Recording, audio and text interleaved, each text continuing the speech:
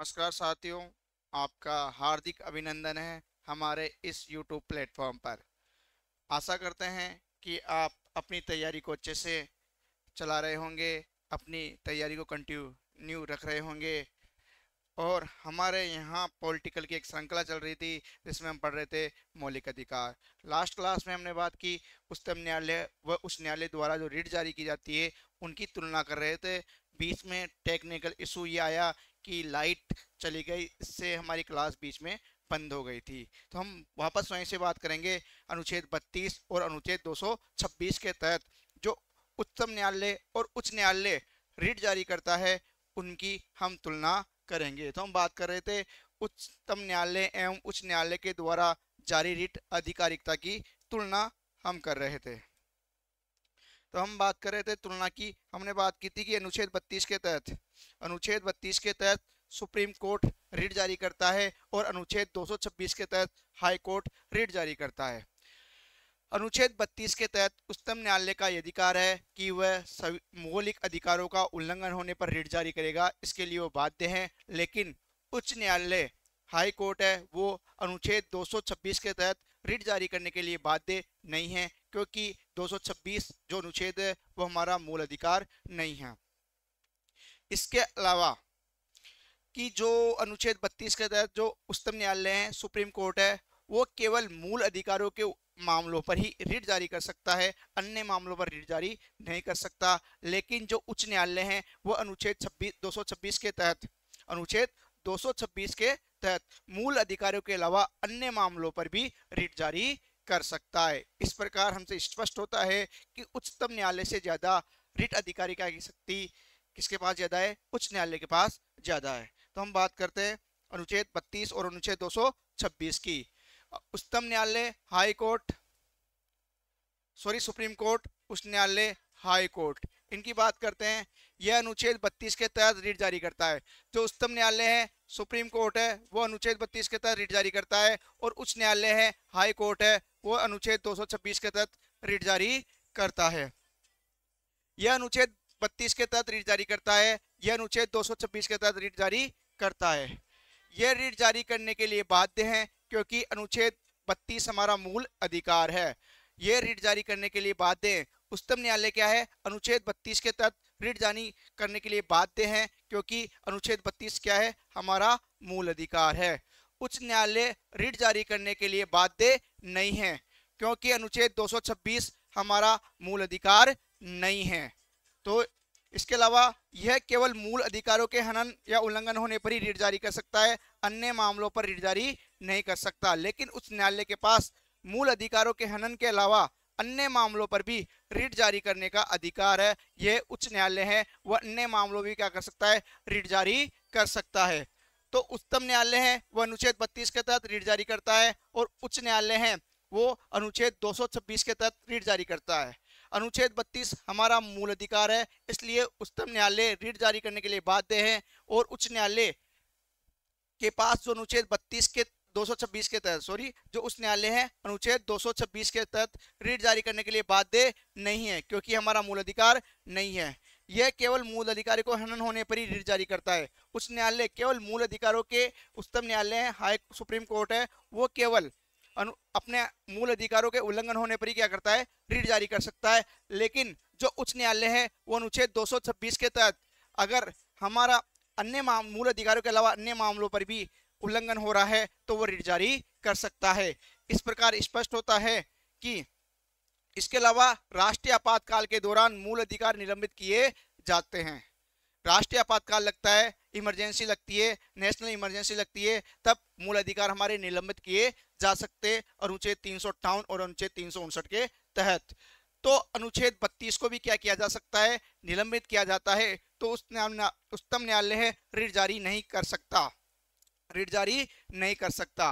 अर्थात कहने का मतलब है कि राष्ट्रीय आपातकाल के दौरान हमारे मूल अधिकार निलंबित किए जा सकते हैं और अगर राष्ट्रीय आपातकाल के दौरान अनुच्छेद 32 जो हमारा संवैधानिक उपचारों का अधिकार है इसको निलंबित किया जाता है तो फिर उच्चतम न्यायालय है जो सुप्रीम कोर्ट है वो रीट जारी नहीं कर सकता। लेकिन राष्ट्रीय आपातकाल के दौरान अनुच्छेद 226 को निलंबित नहीं किया जा सकता, इसलिए राष्ट्रीय आपातकाल के दौरान भी उच्च न्यायालय के पास शक्ति है कि वह अनुच्छेद 226 के तहत रिट जारी कर सकता है। राष्ट्रीय आपातकाल के दौरान अनुच्छेद 226 को निलंबित नहीं किया जा सकता, इसलिए राष्ट्रीय आपातकाल के दौरान उच्च न्यायालय रिट जारी कर सकता है। तो राष्ट्रीय आपातकाल के दौरान किसको, अनुच्छेद 32 को यदि निलंबित कर दिया जाता है, अगर अनुच्छेद 32 को राष्ट्रीय आपातकाल के दौरान, नेशनल इमरजेंसी के दौरान निलंबित कर दिया जाता है, उस पर रोक लगा दी जाती है, तो उच्चतम न्यायालय क्या नहीं कर सकता, उच्चतम न्यायालय रिट जारी नहीं कर सकता। लेकिन अनुच्छेद 226 को राष्ट्रीय आपातकाल के दौरान निलंबित नहीं किया जा सकता क्योंकि ये मूल अधिकार नहीं है। तो राष्ट्रीय आपातकाल के दौरान भी उच्च न्यायालय के पास यह शक्ति है कि वह रिट जारी कर सकता है। इस प्रकार स्पष्ट होता है उच्चतम न्यायालय की अपेक्षा उच्च न्यायालय की रिट अधिकारिता अधिक व्यापक है, अधिक शक्तियां रिट जारी करने की उच्च न्यायालय के पास है बजाय उच्चतम न्यायालय के। नेक्स्ट हम बात करेंगे आगे अनुच्छेद 33 की। अनुच्छेद 32 के बाद आता है अनुच्छेद 33।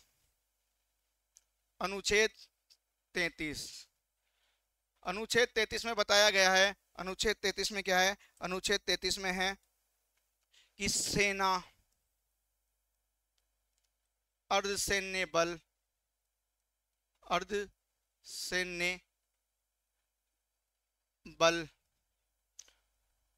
पुलिस, गुप्तचर सेवाएं आदि के मूल अधिकार या मूल अधिकारों में कटौती की जा सकती है, कटौती की जा सकती है। अनुच्छेद 33 में लिखा गया है कि जो सेना है, अर्धसैन्य बल है, पुलिस है, गुप्तचर सेवाएं हैं, उनके मूल अधिकारों में क्या की जा सकती है, कटौती की जा सकती है। जो हमारी डिफेंस से संबंधित सेवाएं होती है उनकी क्या की जा सकती है, उनके मूल अधिकारों में कटौती की जा सकती है। इसके बाद बात करते हैं अनुच्छेद 34।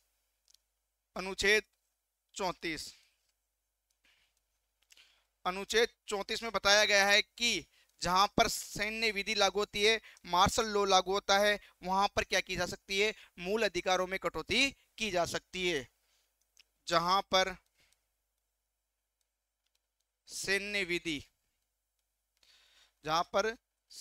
विधि अर्थात मार्शल लॉ, सैन्य विधि लागू होती है, वहां पर मूल अधिकारों में कटौती की जा सकती है। कि जहां पर सैन्य विधि या मार्शल लॉ लागू होता है वहां पर मूल अधिकारों में क्या की जा सकती है, कटौती की जा सकती है। कि अनुच्छेद 33 में है कि जो सेना है, अर्धसैन्य बल है, पुलिस है, गुप्तचर सेवाएं हैं, उनके मूल अधिकारों में कटौती की जा सकती है अनुच्छेद 33 के तहत। और जहां पर ऐसा कोई क्षेत्र जहां पर सैन्य विधि मार्शल लॉ लागू है वहां पर भी मूल अधिकारों में कटौती की जा सकती है, अनुच्छेद 34 में बताया गया है। और सैन्य विधि को परिभाषित नहीं किया गया है, सैन्य विधि को संविधान में परिभाषित नहीं किया गया है। जो सैन्य विधि है इसको संविधान में परिभाषित नहीं किया गया है कि सैन्य विधि क्या है, क्या होगी, इसको संविधान में परिभाषित नहीं किया गया है, कहीं पर भी इसका उल्लेख नहीं किया गया है। केवल ये कहा गया है कि जहां पर सैन्य विधि लागू होती है वहां पर मूल अधिकारों में अनुच्छेद 34 के तहत कटौती की जा सकती है। और जो सेवा डिफेंस वाली सेवाएं, सेना है, अर्धसैन्य बल है, पुलिस है, गुप्तचर सेवाएं हैं, इनके भी मूल अधिकारों में कटौती की जा सकती है अनुच्छेद 33 के तहत। और अनुच्छेद 34 के तहत वहां कटौती की जा सकती है जहां सैन्य विधि लागू होती है। इसके बाद आता है अनुच्छेद 35। अनुच्छेद 35, अनुच्छेद 35, अनुच्छेद 35 में क्या है? अनुच्छेद 35 में बताया गया कि केवल संसद क्या कर सकती है? मूल अधिकारों में कटौती कर सकती है। मूल अधिकारों में कटौती करने का प्रावधान किसको दिया गया है? केवल संसद को दिया गया है। केवल संसद, केवल संसद मूल अधिकारों में कटौती कर सकती है।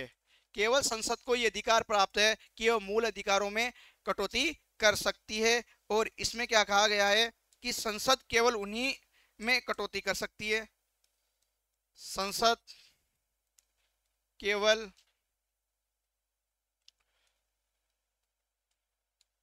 उन्हीं मूल अधिकारों में कटौती कर सकती है जिसमें संसद को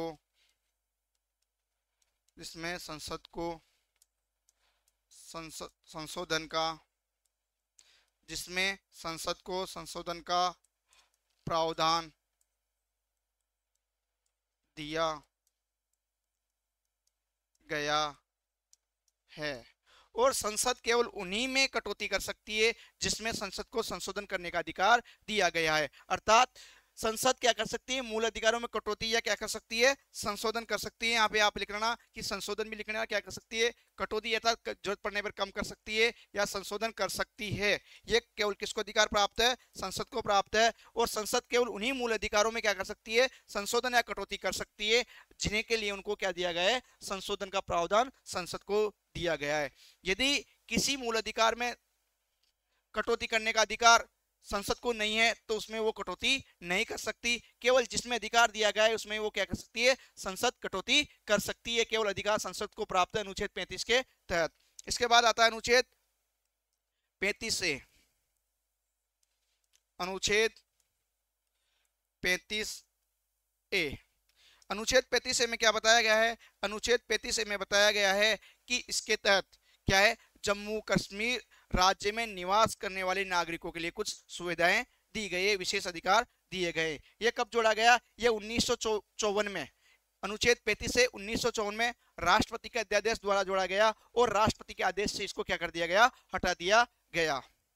यह 1954 में राष्ट्रपति के अध्यादेश से जोड़ा गया तथा राष्ट्रपति के आदेश से ही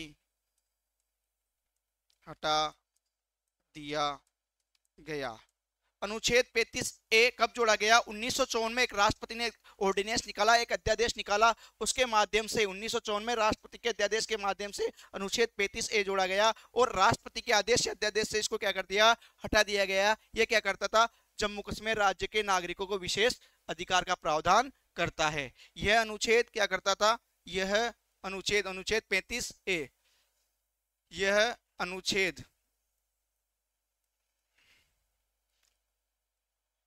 जम्मू कश्मीर के, यह अनुच्छेद जम्मू कश्मीर राज्य के नागरिकों के लिए विशेष प्रावधान करता है। अनुच्छेद 35 से क्या करता है? जम्मू कश्मीर राज्य के जो नागरिक है उनके लिए विशेष प्रावधान करता है। इसमें बताया गया है कि जम्मू कश्मीर राज्य में अचल संपत्ति खरीदने, सरकारी नौकरी प्राप्त करने, योजनाओं का लाभ लेने और सरकारी छात्रवृत्ति प्राप्त करने के लिए क्या होना चाहिए? स्थानीय नागरिक होना चाहिए। अर्थात अनुच्छेद 35 के तहत जम्मू कश्मीर के निवासियों के लिए ही योजनाओं का लाभ, सरकारी नौकरी के लिए और अचल संपत्ति खरीदने का अधिकार दिया गया। आपको पता है जम्मू कश्मीर क्या था? एक पहले, अब तो राज्य बना दिया गया है, पहले एक विशेष राज्य का दर्जा प्राप्त था, उसको अनुच्छेद 360 के तहत उसको विशेष राज्य का दर्जा प्राप्त था। और विशेष राज्य का दर्जा प्राप्त होने के कारण जो जम्मू कश्मीर स्थायी निवासी है वही वहां पर जमीन खरीद सकते हैं, वही वहां पर सरकारी सेवाओं में लग सकते हैं, वही वहां पर योजनाओं का लाभ ले सकते हैं। दूसरे स्टेट का जो नागरिक है वो उसमें जो व्यक्ति है उस जम्मू कश्मीर राज्य में लाभ नहीं ले सकता। उसके लिए बनाया गया था, 1954 में जोड़ा गया था। अब कुछ मूल अधिकार ऐसे हैं जो केवल भारतीय नागरिकों को ही प्राप्त है। कुछ मूल अधिकार, कुछ मौलिक अधिकार ऐसे हैं जो केवल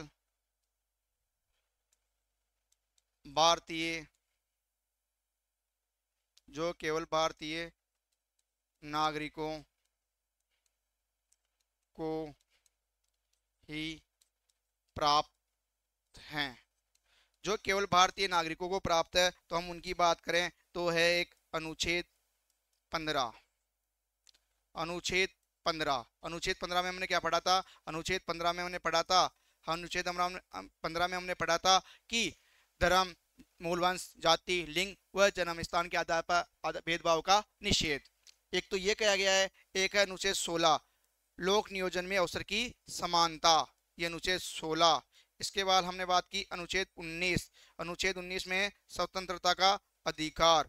अनुच्छेद 19 में क्या है? स्वतंत्रता का अधिकार।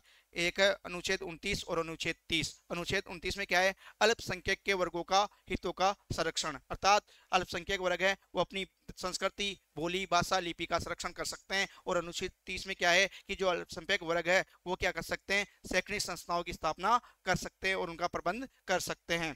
तो चौथा है अनुच्छेद 29, अल्पसंख्यक वर्गों के हितों का संरक्षण, वो अपनी लिपि, भाषा का संरक्षण कर सकते हैं। और एक है अनुच्छेद 30।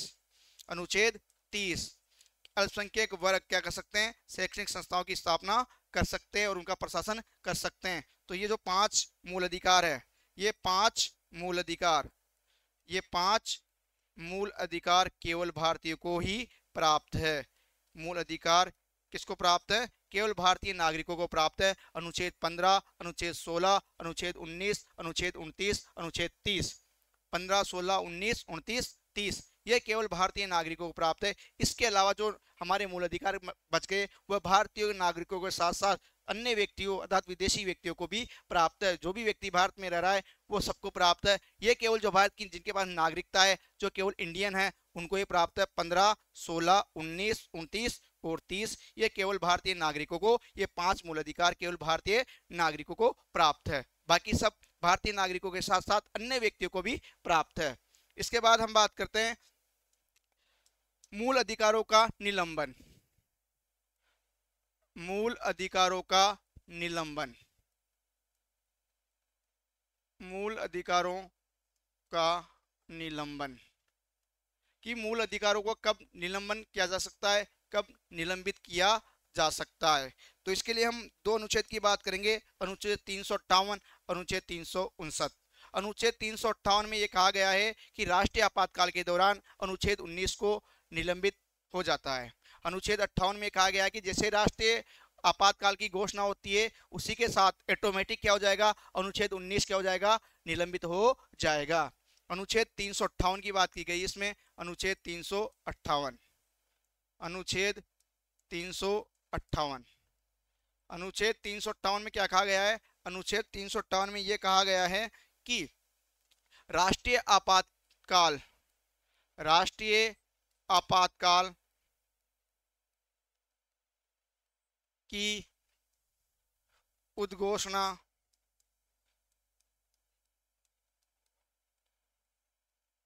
होने के साथ ही, राष्ट्रीय आपातकाल की उद्घोषणा होने के साथ ही अनुच्छेद 19, अनुच्छेद 19 जो क्या है, स्वतंत्रता का अधिकार है, अनुच्छेद 19 स्वतः निलंबित हो जाएगा। अनुच्छेद 19 क्या हो जाएगा, निलंबित हो जाएगा। जैसे ही राष्ट्रपति के द्वारा राष्ट्रीय आपातकाल की घोषणा की जाती है, जैसे ही घोषणा होगी तो हमारे जो 6 मूल अधिकार है उनमें से जो हमारा 19 अनुच्छेद 19 जो मूल अधिकार है, वो स्वतंत्रता का अधिकार है, वो ऑटोमेटिक निलंबित हो जाएगा। वो उस समय हमारी स्वतंत्रता समाप्त हो जाएगी, वो उस समय निलंबित हो जाएगा। लेकिन 44वें संविधान संशोधन 1978 के द्वारा ये व्यवस्था की गई है, यदि राष्ट्रीय आपातकाल सशस्त्र विद्रोह के आधार पर होता है तो अनुच्छेद 19 निलंबित नहीं होगा।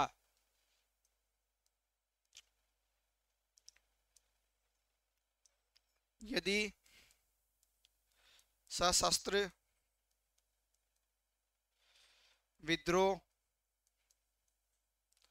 के आधार पर राष्ट्रीय आपातकाल की घोषणा होती है तो अनुच्छेद 19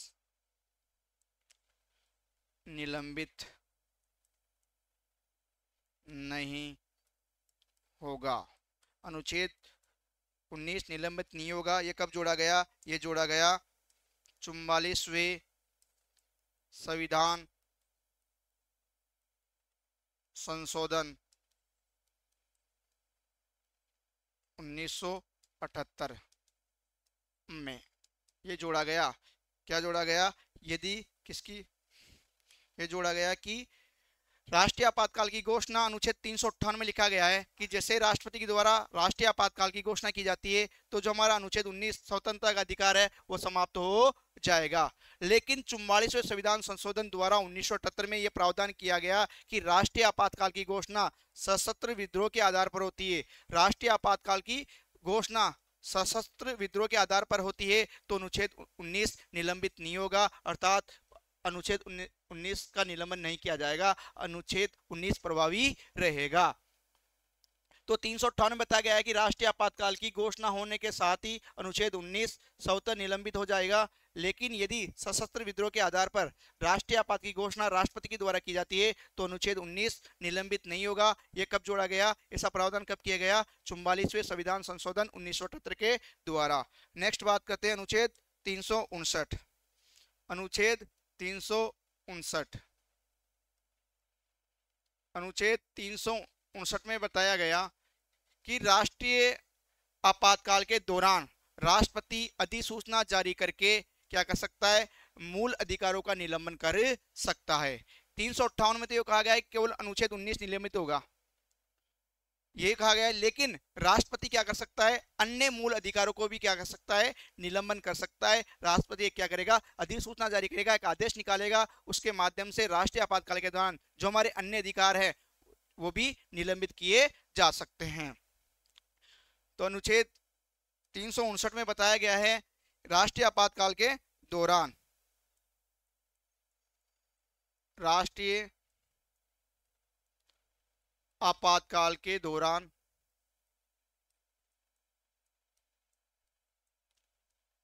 राष्ट्रीय आपातकाल के दौरान राष्ट्रपति, राष्ट्रीय आपातकाल के दौरान राष्ट्रपति अधिसूचना जारी कर अन्य मूल अधिकारों का निलंबन कर सकता है। अनुच्छेद 359 के तहत राष्ट्रपति राष्ट्रीय आपातकाल के दौरान अधिसूचना जारी कर क्या कर सकता है, हमारे जो मूल अधिकार है उनका निलंबन कर सकता है। लेकिन यहाँ पर भी एक चीज ध्यान रखना, यहाँ पर भी क्या कहा गया, 44वें संविधान संशोधन 1978 के द्वारा ये किया गया कि राष्ट्रपति द्वारा अनुच्छेद 20 व अनुच्छेद 21 को निलंबित नहीं किया जा सकता। राष्ट्रीय आपातकाल के दौरान राष्ट्रीय आपातकाल के दौरान राष्ट्रीय आपातकाल के दौरान राष्ट्रपति द्वारा अनुच्छेद 20 तथा अनुच्छेद 20 व 21 को निलंबित नहीं किया जा सकता है। ये कब जोड़ा गया, ये जोड़ा गया 44वें संविधान संशोधन द्वारा 1978 में।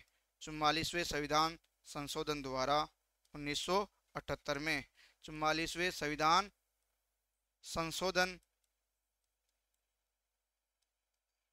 1978 में ये प्रावधान किया गया कि राष्ट्रपति द्वारा क्या कर सकता है, अनुच्छेद 359 के तहत राष्ट्रीय आपातकाल के दौरान राष्ट्रपति अधिसूचना जारी करके मूल अधिकारों का निलंबन कर सकता है। लेकिन 44वें संविधान संशोधन 1978 के द्वारा ये व्यवस्था की गई कि राष्ट्रपति अनुच्छेद 20 व 21 को छोड़कर और अधिकार निलंबित कर सकता है, लेकिन अनुच्छेद 20 और 21 का निलंबन नहीं कर सकता। प्राण व दैहिक हमारा जीवन जीने का अधिकार है, उसको समाप्त नहीं कर सकता। और अनुच्छेद 20 क्या है, हमारी अपराधों के संबंध में, दोष सिद्धि के संबंध में संरक्षण है, उसको समाप्त नहीं किया जा सकता।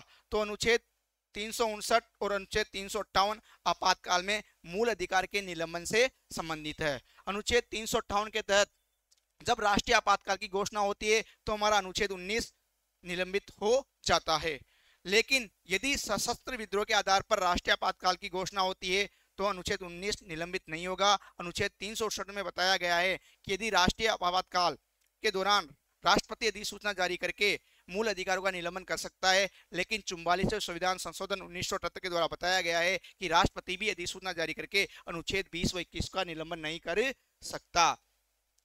तो ये हमारी आज की क्लास थी, जिसमें हमने अनुच्छेद 33 की जो भी डिफेंस वाली सेवाएं हैं उनके मूल अधिकारों में कटौती की जा सकती है। अनुच्छेद 34 कि जहां पर भी सैन्य विधि लागू हो सकती है वहां पर मूल अधिकारों में कटौती की जा सकती है। अनुच्छेद 35 कि केवल संसदीय क्या कर सकती है, मूल अधिकारों में संसदीय कटौती कर सकती है। अनुच्छेद 35 से हमने पढ़ा, 35 में पढ़ा कि 1954 में राष्ट्रपति के द्वारा जोड़ा गया और राष्ट्रपति के द्वारा हटाया गया। ये क्या करता था, 35 से जम्मू कश्मीर के जो नागरिक है उनको विशेष प्रावधान या अधिकार देता था। इसके बाद हमने बात की कि मूल अधिकारों को क्या किया जा सकता है, निलंबन किया जा सकता है। अनुच्छेद 358 के साथ अनुच्छेद 19 क्या होता है, निलंबन होता है। लेकिन सशस्त्र विद्रोह के आधार पर अनुच्छेद 19 का निलंबन नहीं होगा। अनुच्छेद 368 में हमने बात की कि राष्ट्रपति सूचना जारी करके राष्ट्रीय आपातकाल के दौरान मूल अधिकारों का निलंबन कर सकता है, लेकिन 44वें संविधान संशोधन 1978 के द्वारा अनुच्छेद 20 व 21 का निलंबन नहीं किया जा सकता। केवल 5 अधिकार ऐसे हैं, मूल अधिकार ऐसे हैं जो केवल भारतीय नागरिकों को प्राप्त है। अनुच्छेद 15 जिसमें क्या है, धर्म, मूल वंश, जाति, जन्म स्थान के आधार भेदभाव का निषेध। अनुच्छेद 16 लोक नियोजन में अवसर की समानता। अनुच्छेद 19 स्वतंत्रता का अधिकार। अनुच्छेद 29 अल्पसंख्यकों की संस्कृति, लिपि, भाषा व बोली का संरक्षण करने का अधिकार। अनुच्छेद 30 अल्पसंख्यकों को क्या है, शिक्षण संस्थाओं की स्थापना व उनका प्रबंध करने का अधिकार है। तो अनुच्छेद 15, अनुच्छेद 16, अनुच्छेद 19, अनुच्छेद 29, अनुच्छेद 30 ये क्या है, केवल भारतीय नागरिकों को प्राप्त है। बाकी जो मूल अधिकार है वो भारतीय नागरिकों के साथ साथ अन्य नागरिकों को, व्यक्तियों को, जो विदेशी नागरिक हो चाहे भारतीय नागरिक, दोनों को प्राप्त है। तो अगली क्लास में हम बात करेंगे कुछ संविधान संशोधनों के माध्यम से क्या किया गया है, इन मूल अधिकारों में क्या किया गया है, मूल अधिकारों में संविधान संशोधन के माध्यम से कुछ बातें कही गई है कभी किसी बात को हटाया गया, कभी किसी बात को जोड़ा गया, उनकी कभी संकीर्ण व्याख्या की गई तो कभी विस्तृत व्याख्या की गई। हम इनकी बात नेक्स्ट क्लास में करेंगे। धन्यवाद।